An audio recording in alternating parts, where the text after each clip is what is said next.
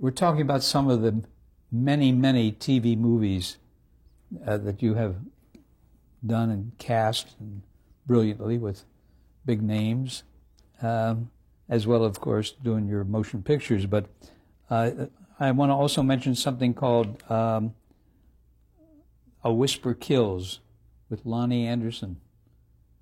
Oh. And if you don't remember that, I'll go to the next one. Let's go to the next one. All right. The Bridesmaids with Shelley Hack and Celia Ward. Celia Ward being one of my favorite actors. Oh, Celia Ward is wonderful. Yes, I unfortunately don't remember much about that one. Okay. I have something here with Victoria Principal called Blind Witness for ABC. Yes, that was a good show. 1989. Yeah. Anything in particular strike you? No. And we talked a little bit about Somebody Has to Shoot the Picture. I didn't mention that Roy Scheider was playing the lead in that. Roy Scheider was the lead. That was that was for HBO. It was for HBO. It was the first movie of the week that HBO ever did. What was different about casting for HBO than it would be for the networks? Money. HBO will spend money on actors, and they would, in those days, they would overpay to get actors out of the motion picture industry to try to beef up and get an audience. And as the years have gone by, because that was, what year was that? 1990. 1990, so it's 13 years ago. What we see today is that when HBO does a long form, they get an audience. By spending the money. Well, they spent the money early on, and now I think they've put some tops in, but I think the audience expects that HBO will have a product that is well worth watching. How does it differ for you in terms of the casting process to work with a channel company as opposed to a network? The cable companies, actors want to work for much more than the networks.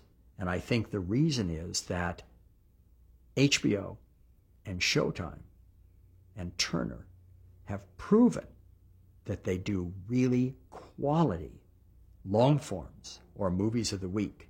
And therefore, we can get actors who normally don't really and truly consider television. And when we say HBO, they jump. Anyone come to mind? Any actor's name? Oh, boy. Well, of course, you'll get a Martin Sheen doing an HBO show. Today, let me see who. Some of the younger actors have done HBO. I mean, you wouldn't get a Tom Cruise. No, you wouldn't get Tom Cruise. I'm trying to think. My mind is like a sieve, and nothing's stuck. You got a lot to remember, so don't worry about it. I have a picture here called Mrs. Lambert Remembers Love that was made for CBS in 1991 with Ellen Burstyn and Walter Matthau. I guess his son directed it. Yes, Charles directed that. Yeah. Walter was dynamite. He was a very nice man. Any anecdote or experience that you might have had with him? Well, I have an experience, but it goes to a motion picture called The Bad News Bears. Tell us. Well, we were having difficulty coming up with the lead for The Bad News Bears, and at that moment in time, the head of the studio was Barry Diller. And Barry Diller had represented Walter Matthau. And we were in a meeting. It was Michael Ritchie and Jane Feinberg and myself and Barry Diller and the producer. I'll come up with the producer in a minute. Anyway, Stanley. Anyhow, we're in this meeting, and Jane says, "What about Walter Matthau?" And Barry Diller stands up and says, "I used to represent Walter Matthau. He could no more play this part. He would, no, it won't work." He said, "But I've made a decision. I want Jack Nicholson to play the part." We go, "What?" "Yeah, the only person who should play this part, it was Stanley Jaffe." So Stanley Jaffe looks at Michael Ritchie, and Michael Ritchie was not a very forceful director, and he didn't say anything. And so Stanley Jaffe turns to me and he says, "Well, you think Jack's going to do this?" I said, "No, Jack Nicholson won't do this role. He's not right for it." Barry Diller looks at me and says, "Mike, go make the offer. All right. So I called Sandy Bressler, who had read the script. I said, Sandy, Barry wants me to make you an offer for Jack to play the lead in this film called The Bad News Bears. And he said he passes. I said, wait, Sandy, he can't pass. You can't pass till 10 o'clock in the morning. He said, it's great. So Sandy takes the script home. He calls me at 5 minutes of 10 and says, Jack passes. So I called Barry Diller and I said, Jack passed. He said, oh, what are we going to do? I said, let me go meet with Stanley Jaffe and I'll get back to you.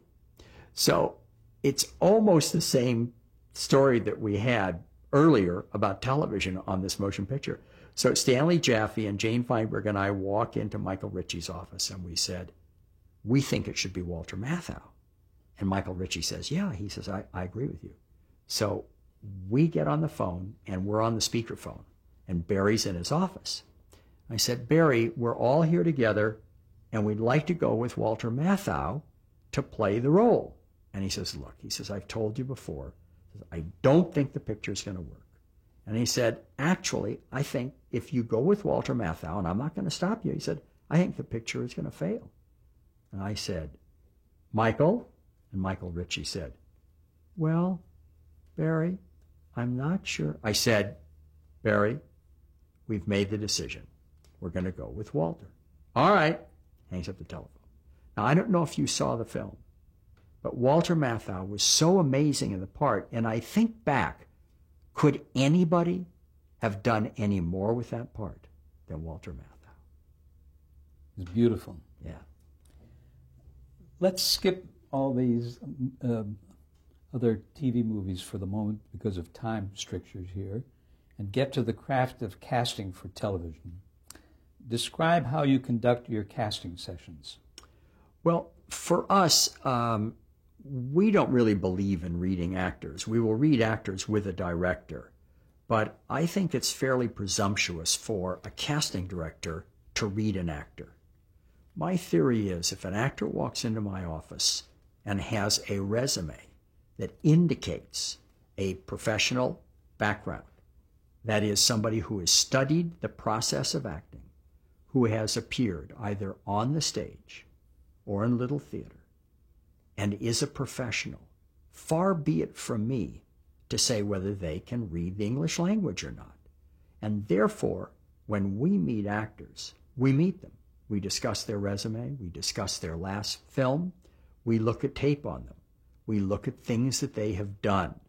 And one of the reasons that I don't work in television is that the executives who work in casting in television insist that the casting company, if there is a one-word part, if somebody yells, pizza man, the executives in television casting want to have a list of no fewer than 20 people who have been read for that part. Personally and professionally, I find that abhorrent. It is a waste of time. It is a waste of my time. It is a waste of the actor's time. And a waste of money. And a waste of money. And I think it's plain stupid. But I'm not a television casting executive. Now you're in movies exclusively. Well, no, we still do television. We do television all the time. It's just that we don't get too many offers to do television. Do you have an actor come in and read for you? Well, not for us, but for the director and us, we will have an actor read. Now, when we did Flatland 4, which was a series that was shot in Shanghai, we read actors because we put them on tape. So we would put together a list of actors. We would discuss those actors with Steve Fecky, who was our line producer. Well, he was the creative producer in Shanghai. And he would say, okay, put Joe on tape, put Bill on tape, and put Harry on tape, and send it to me. And that's what we would do. And then his director and he would go over the tape and select one of the 5-6 guys, and we'd make a deal for them. So that when you make a tape, is the director there, or are you doing it yourself? Well, sometimes the director is there. Sometimes, like on Flatland 4 or Just Cause, the director is at a distant location. And so we'll make the tape and ship the tape to them. Do you try to coach the prospective actor in his role while he's doing the tape for you? I mean, do you give him suggestions? Yes, what we'll do is we'll stop the tape and we'll do it again and we'll make an adjustment and try to help them. Obviously, the best thing for the casting director is for the actor to get the job. So we do everything in our power to help the actor. Does that mean you have your own in-house TV production group, or do you hire somebody on the outside? No, we just have an assistant run the television camera, and one of us will read the lines and one of us will direct the actor. How much research do you do on the actor before you decide to meet with them and cast them? Well, for the most part, we are familiar with the actor to the extent that we have seen the actor's picture, read the actor's resume, and also seen the actor's tape and or seen them on film or on television. We like to be familiar with the actor. We do not like to sell or suggest to a director somebody with whom we are not familiar. Do you actually get films that they were in, feature films or TV movies that they were in? Well, yes. If the agent doesn't have a resume reel, a resume video reel, then we'll go rent DVDs and watch them. So it's very important for an agent in the casting process to have a reel on his client. Oh, nothing could be more important. I mean, if an actor does not have a video reel, they're going to find it very difficult to make it in the industry. Without naming names, Michael, is there kind of an unofficial list of difficult actors or actors who ask more money than they're worth, or that they're a problem? Well, I don't know that there's an unofficial list, but because all the casting companies speak among themselves, if we do find an actor who is obstreperous or has an addiction, we share that information. And I imagine that's quite a list. Well, I don't want you to speak want to go about that it. far, No. but there are several names on that list. You were involved in a lot of live television, and in terms of dramas. And was there any difference in the casting for live TV as opposed to film TV now? Well, I think in those days, the thing that we always tried to do was to have stage actors, because they didn't get thrown when a light fell down. They were kind of used to it. We had a great pleasure. You didn't name them, and he has since passed away, but we got to work with Stanley Kramer on 3 90-minute films that dealt with great trials through history. And gosh, Stanley Kramer was just a wonderful, wonderful guy, and his shows were fantastic. I think those 3 90-minute shows were 3 of the earliest that went out on ABC as long forms. Do you remember the names of any of them? One was the trial of the Rosenbergs, the court-martial of Captain Calley, and the trial of General Yamashita. And they were road marks, weren't they? For Oh, they certainly were. Yeah. Yeah. What about the casting for feature films in terms of the difficulty now compared to the earlier times that you worked? Well, I think the only difficulty today is that for whatever reason, the studios in their infinite wisdom pay one actor some exorbitant sum, and then all of those actors who were capable of making a living can no longer make a living, because instead of getting $30,000, $40,000, $50,000 a week for 10 weeks, they get $2,500 a week. They're getting scale plus 10. And it's very, very tragic. And the business is it's like an inverted pyramid. And the stars at the bottom of that pyramid. And that's where all the money has been funneled. And as you go up the pyramid, there are fewer and fewer dollars for the rest of the cast. And it's a very tragic situation. Does that also pertain to the character actors, those people who are in support of the stars in television before or in movies? Absolutely. I mean, I have friends who seriously made a living 5 years ago, could still make a living, who are losing their homes. I mean, they're practically destitute. The business for actors today is in a very, very difficult place. And part of the cause of that is setting these big prices for. That's my shows. opinion. Yeah, I Yeah. agree with you. The budgets are just, they're out of whack. As a casting director, when you get a headshot from an agent and a list of things that they've done, how much can you tell from that whether or not it's somebody that you want to use? Well, what we look for is the list of directors with whom the actor has worked. If an actor has worked with Tom Smith and Bill Jones and Mary Glutz, or has worked with Steven Spielberg and Martin Scorsese and Frank Pearson, it's a different category. And actors who work with top directors, there is a given. If they've worked with a top director twice, our rationale is they can probably act. Makes sense. What advice would you give to an actor regarding their headshot? I mean, that's one of the most important things that they do in terms of seeking work. Well, I think there are a couple of things that are going on with headshots. The first thing is it should absolutely be a headshot. It should not be a three-quarter. Directors have said since the beginning of time that eyes make stars.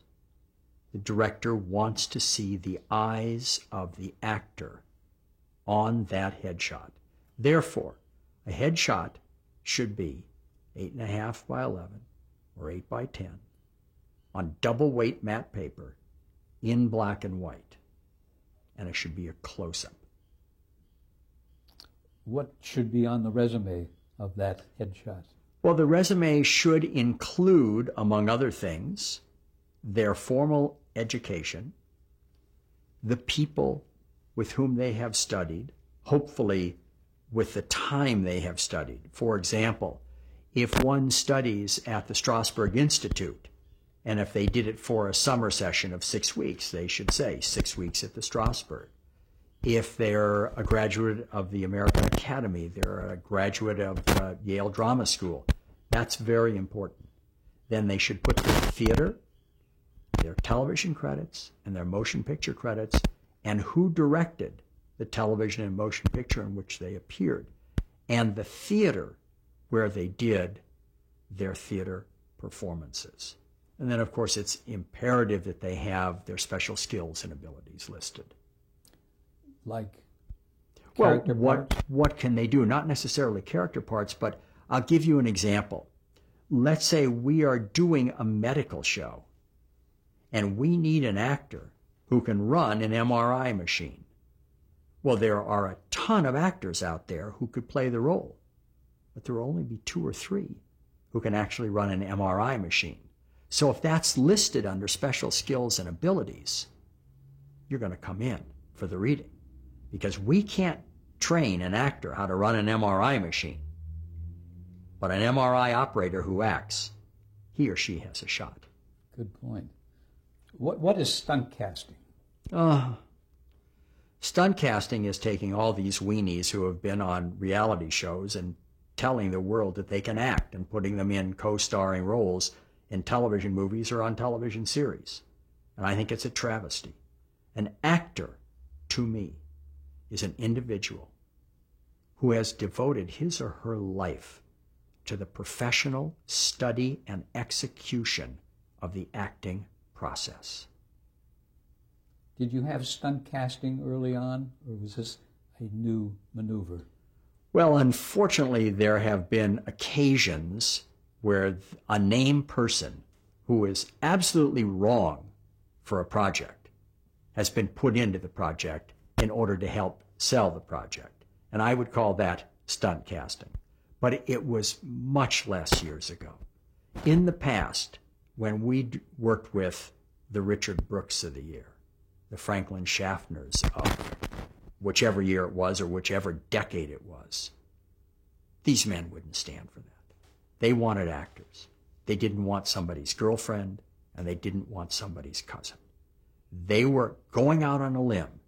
They were directing. They were putting their passion, their heart and soul into providing the public with the best possible film. And in order to do that, from top to bottom, everyone involved in the process should have been a professional. Point well made. You talked about some times when you felt strongly for an actor and somebody else didn't want them, the producer or director or the network. Do you run into that nowadays? Oh, I believe it's much worse today. I think in television that the network poobahs, they'll dig their heels in. They will want somebody and they'll fight tooth and nail. And probably they have the job because some super high executive at the networks related to them. And therefore that individual will back their position, even if in their heart of hearts they realize it could be wrong. Well, how closely do you work with the casting directors, like at the network or at the channels, like HBO? Well, if I had my choice, I would never speak to them, but I don't have my choice. So we are obligated to run names by them. In your career, Michael, that's so varied, you've done so much. Is there any name that comes to mind that was your greatest discovery, or have you a group of names that you discovered? Not really, Henry. I think that the overwhelming majority of actors whose careers we have helped, we were exposed to those actors by agents and or managers. And they would make the phone call to us and they would say, Ricky Dreyfuss is appearing at Theater 40 over the weekend. There's a ticket waiting for you. Go see his performance. Meyer, Michigan did that. He called me, said, go see this kid, Richard Dreyfuss. I went to see him and we put him in American Graffiti. And that's the way things happened. We respected the agents who respected the talent. And we helped actors, but I don't think we ever discovered anybody. But you probably worked with a lot of stars who had no name at a particular time. Yes. I mean, when we did American Graffiti, Harrison Ford wasn't really a star. Paul Le Mat wasn't a star. Ronnie Howard wasn't a star. But we knew of them, and an agent had told us about them. And once we saw what they could do, as a casting director, we kept suggesting them to directors to use them. And of course, we all know that a star is created when an audience is willing to plunk down $9 to see that individual over and over and over again. Can you think of any names? That's probably a small group of names in the movie business that people will put down money for. Oh, Robert De Niro, Jack Nicholson, Gene Hackman, Sean Connery, Julia Roberts, probably Cate Blanchett. But they're out there now. Oh, Jim Carrey. But the list is smaller than it is a very small list. Yeah. Yes. Has the casting business evolved over the years? I mean, it's not the same, and we've talked about the interference that you sometimes have, but how has it evolved over the years? Well, I believe that in the very beginning, when I was under contract to Paramount Pictures, at least for me, I was there as a department individual who basically was following the orders or the guidance of the producers and the directors who were under contract to the studio. And as a member of the studio casting department, they didn't want me to bring them many suggestions. I did, but they didn't rely on them. But in '71, when we started our company, and after we had done American Graffiti, when Jane and I sat in a room with a director and said, what about Paul Le Mat? What about Harrison Ford? How about Candy Clark? I think there was a new respect. And I think that grew during that era, that decade, and into the 80s. And by the end of the 80s, the networks were already running scared. They didn't know what to do to hold on to an audience. So one of the things that they thought would help them was to have in-house casting personages, not necessarily casting directors, but people who they could rely on and browbeat to follow their lead. Those of us who have been in the independent field won't knuckle under, and we will fight that system. And the problem, of course, is they don't like anyone to stand up to them. And they don't want to hear suggestions. They don't want to consider an actor from Auckland, Melbourne, Sydney, London, Paris, Munich, or Helsinki who might have emerged on the international scene, but somebody with whom they are not familiar. They don't want to hear from that. Which is the reason that you're working more in feature films now. Absolutely. Okay. What's your opinion of acting workshops? Ugh. Okay, you said it. I think an acting workshop, which is a teaching workshop that takes place over a 2-day period, is fine. But I think for an actor to pay money to go read a rehearsed scene in front of a casting director, it's wrong. And an actor should not have to pay to have an audition. And that's basically what that is a paid audition. How have the new technologies changed the casting process? Well, it's in flux. I think at some point the internet will become a tool which the casting directors on one side and the agents on the other side will utilize. But I think it's still a couple of years off.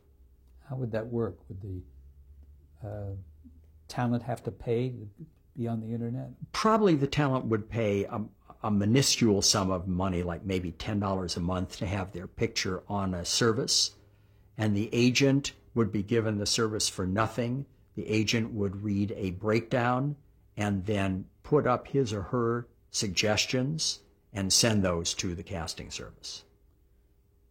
How do you feel the process has become less personal, do you think?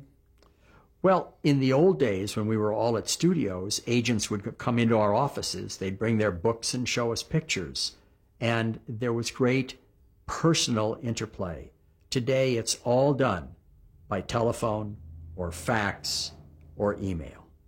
And it's a bit impersonal. We're going to stop for just a moment to change tapes. Okay. I mean, we're not